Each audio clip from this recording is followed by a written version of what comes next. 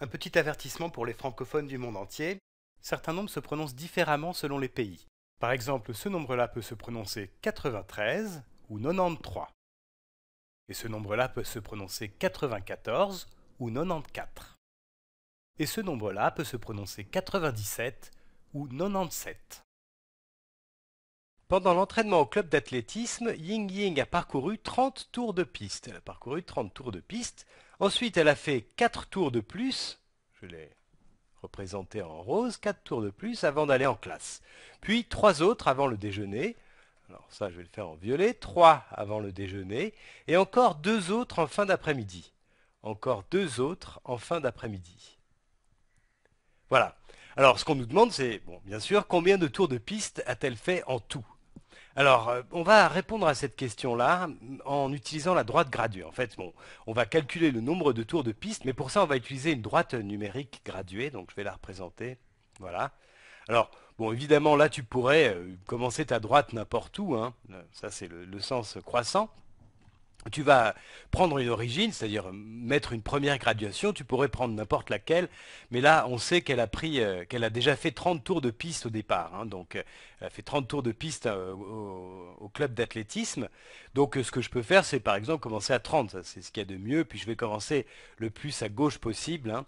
Donc je vais faire comme ça en fait, je vais mettre ici 29, là je vais mettre 30, ensuite bon, je vais continuer 31, 32, 33, 34, 35, 36, 37, là je gradue la droite numérique, hein, 38, 39, 40, 41, et puis bon, je vais m'arrêter à celui-là, 42, après j'ai plus de place de toute façon, donc j'espère que ça suffira.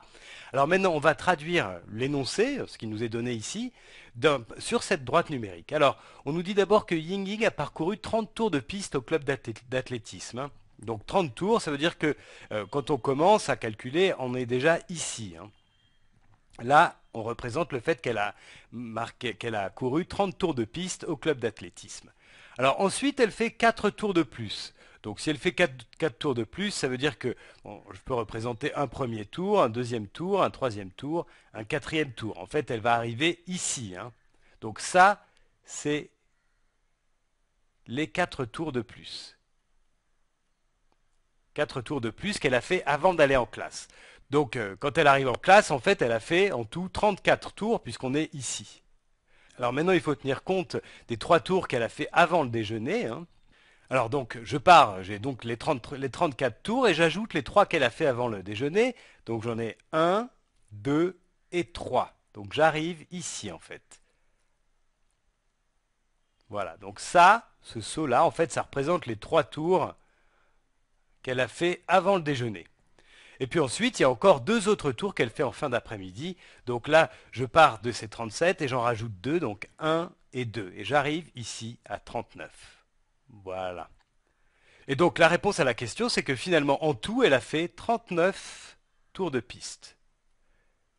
Elle a fait en tout 39 tours. Voilà. Alors maintenant, on va faire un peu le même genre d'exercice parce que là, on a utilisé une droite numérique graduée, hein. Tu aurais pu faire l'addition directement, mais c'est utile de pouvoir représenter ça sur la droite numérique graduée. Alors, on va faire un autre exercice en utilisant la droite numérique, mais qui est tiré des modules d'exercice sur la Khan Academy. Alors, une armée de fourmis rouges était composée de 100 fourmis qui marchaient. Mais l'armée de fourmis rouges a perdu 3 fourmis tombées dans un trou, 3 fourmis mangées par un oiseau et une fourmi emportée par le vent. Quelle est la droite numérique graduée qui montre le nombre de fourmis qu'il reste au sein de l'armée? Alors, bon, on doit choisir entre ces deux droites-là. Alors, ce qu'on sait, c'est que au départ, il y a 100 fourmis, hein. Donc là, les flèches sont représentées vers la gauche, hein, c'est normal, puisqu'on enlève des fourmis, en fait, les fourmis. Il y a des fourmis qui disparaissent, donc c'est normal qu'on aille vers un nombre décroissant, un nombre plus petit. Alors, au départ, l'armée, elle est constituée de 100 fourmis, hein, c'est 100 fourmis, donc il faut qu'on parte du nombre 100. Alors, bon, ça suffirait déjà à sélectionner celle-là, hein, puisque ici, on part de 10, alors qu'ici, on part de 100, donc celle-là ne peut pas être la bonne, puisque là, on part d'une armée qui serait constituée de 10 fourmis, hein. Voilà, donc on pourrait déjà sélectionner ça, mais bon, de toute façon, ça suffit pas, puisque après on nous demande combien de fourmis il reste au sein de l'armée, hein. Donc il faut qu'on aille regarder un petit peu mieux ce qui se passe. Alors, l'armée de fourmis rouges a perdu 3 fourmis tombées dans un trou. Donc elle perd 3 fourmis, 1, 2, 3. Donc ça c'est ce qui est représenté en rouge, hein, par ce saut de 3 fourmis qui nous mène à ce nombre-là, 97. Donc une fois qu'elle a perdu les 3 fourmis qui sont tombées dans un trou, il reste 97 fourmis dans l'armée. Alors ensuite, 3 fourmis mangées par un oiseau. 3 fourmis sont mangées par un oiseau, donc de nouveau on perd 3 fourmis, 1, 2, 3. Donc ça c'est effectivement ce qui est représenté par cette flèche bleue là, et on arrive à ce nombre-là, 94. Donc il nous reste là maintenant 94 fourmis, et ensuite il y en a une autre qui est emportée par le vent. Alors l'autre elle est emportée par le vent, c'est celle qui est représentée ici en vert. Donc on arrive à ce nombre-là, 93. Voilà, donc maintenant on peut répondre à cette dernière question. Combien de fourmis reste-t-il au sein de l'armée? Ben, finalement, on a vu que là, on a les 3 fourmis qui sont tombées dans un trou. Là, on a 3 fourmis qui sont mangées par un oiseau. Et là, on a une fourmi qui est emportée par le vent. Donc là, on arrive au nombre de fourmis qui sont restées, qui restent au sein de l'armée, hein. Donc il nous en reste 93. Voilà, on va mettre ça et on va voir si c'est bon. Donc on a sélectionné cette droite-là et on en a déduit qu'il restait 93 fourmis. Voilà.